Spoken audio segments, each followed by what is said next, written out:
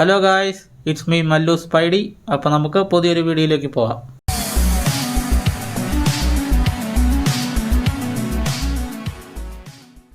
Marvel studios പുതിയൊരു series introduce ചെയ്തിട്ടുണ്ട്. Iron heart എന്നാണ് പേര്.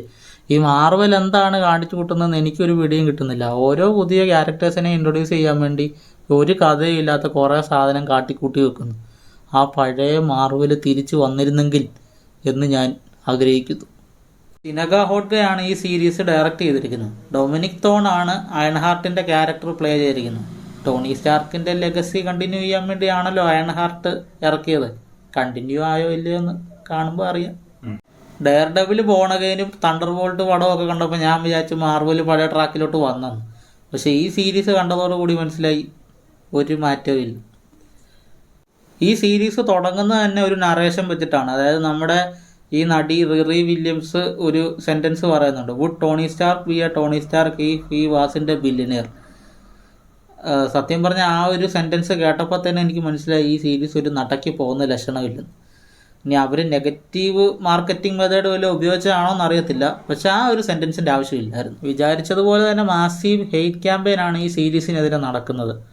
MCUവിലെ തന്നെ one of the most celebrated super hero മാത്രമല്ല, MCUവിൻ്റെ ഫേസ് എന്ന് പറയാവുന്ന ടോണി സ്റ്റാർക്ക് എന്ന ക്യാരക്ടറിനെതിരെ ഇങ്ങനൊരു നെഗറ്റീവ് ഷെയ്ഡ് കമൻറ്റ് പറഞ്ഞിട്ട് ഇത് സംഭവിച്ചില്ലെങ്കിലേ അത്ഭുതമുള്ളൂ.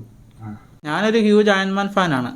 ഞാൻ ഈ സീരീസിൻ്റെ തുടക്കത്തിൽ തന്നെ ഈ ഡയലോഗ് കേട്ടപ്പം ഇത് കാണാനുള്ള ഇൻട്രസ്റ്റ് പോയി. പിന്നെ കണ്ടിന്യൂറ്റി നഷ്ടപ്പെടണ്ടല്ലോ എന്നോർത്ത് ഞാനങ്ങ് കണ്ട്. ആദ്യത്തെ 5 എപ്പിസോഡ് കണ്ടിട്ട് എനിക്ക് വലുതായിട്ടൊന്നും തോന്നിയില്ല. പുള്ളിക്കാരി സ്കൂട്ടി കയറുന്നു, എങ്ങോട്ടോ പോകുന്നു, തിരിച്ചു വരുന്നു. സൂട്ട് കണ്ടിട്ട് മറ്റേ ബംബിൾ ബീന്ന് എന്തൊക്കെയോ സാധനങ്ങളൊക്കെ ചേർത്തുണ്ടാക്കിയ ഒരു സംഭവം പോലെ തോന്നി. പിന്നെ ഇതിൻ്റെ പ്ലോട്ട് പെട്ടെന്ന് എടുക്കേണ്ട സാധനമൊക്കെ അങ്ങ് വലിച്ചു നീട്ടിയേക്കോ. പ്രത്യേകിച്ചൊന്നും തോന്നുന്നില്ല. എങ്ങോട്ടാണ് ഈ സംഭവം കൊണ്ടുപോകുന്നതെന്ന് തന്നെ എനിക്ക് ഡൗട്ടായി. ഒരു ക്യാരക്ടർ ഡെവലപ്മെൻറ്റോ ഒരു ഇമോഷണൽ അറ്റാച്ച്മെൻറ്റോ ഒന്നുമില്ല.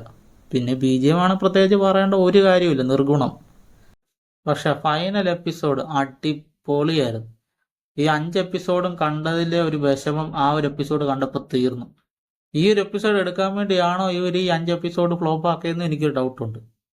കാരണം ഇതിൽ അവർ അടിപൊളി ഒരു ക്യാരക്ടറിനെ ഇൻട്രൊഡ്യൂസ് ചെയ്യുന്നുണ്ട്. ക്യാരക്ടറിൻ്റെ പേര് ഞാനിപ്പോൾ പറയുന്നില്ല, അത് നമുക്ക് അടുത്ത വീഡിയോയിൽ ഡിസ്കസ് ചെയ്യാം.